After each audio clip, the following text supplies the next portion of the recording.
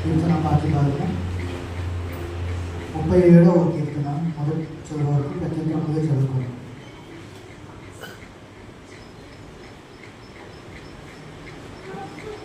చెడ్డవారిని చూచి నీవు వ్యసన పడకము, దుష్కార్యములు చేయవారిని చూచి మత్సర పడకము. వారు గట్టి వలనే త్వరగా ఎండిపోవుదురు, పచ్చని కూర వలనే వాడిపోవుదురు. యెహోవా యందు నమ్మిక ఉంచి మేలు చేయుము, దేశమును నివసించి సత్యమును అనుసరించుము. యెహోవాను బట్టి సంతోషించుము, ఆయన నీ హృదయ వాంఛలను తీర్చుము. నీ మార్గమును యెహోవాకు అప్పగింపుము, నీవు ఆయనను నమ్ముకొనుము. ఆయన నీ కార్యము నెరవేర్చును. ఆయన వెలుగుల వలె నీ నీతిని, మధ్యాహ్నము వలె నీ నిర్దోషత్వమును వెల్లడిపరచును. యెహోవా ఎదుట మౌనముగా నుండి ఆయన కొరకు కనిపెట్టుకొనుము.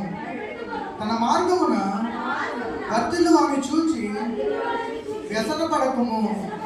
దురాలోచనలు నెరవేర్చుకును అని చూచి వ్యసన పడకము.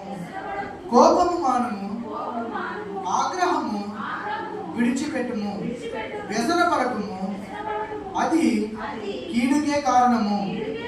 కీడు చేయువారు నిర్మూలమగుదురు. యెహోవా కొరకు కనిపెట్టుకుని వారు దేశమును స్వతంత్రించుకొందురు. ఇంకా కొంతకాలమునకు భక్తిహీనులు లేకపోవుదురు. వారి స్థలమును జాగ్రత్తగా పరిశీలించినను వారు కనబడకపోవుదురు. ధీరులు భూమిని స్వతంత్రించుకొందురు, బహుక్షేమము కలిగి సుఖించెదరు.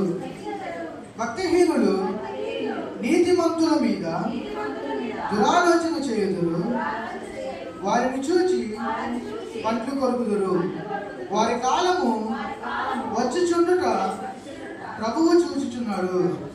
వారిని చూచి ఆయన నవ్వుచున్నాడు.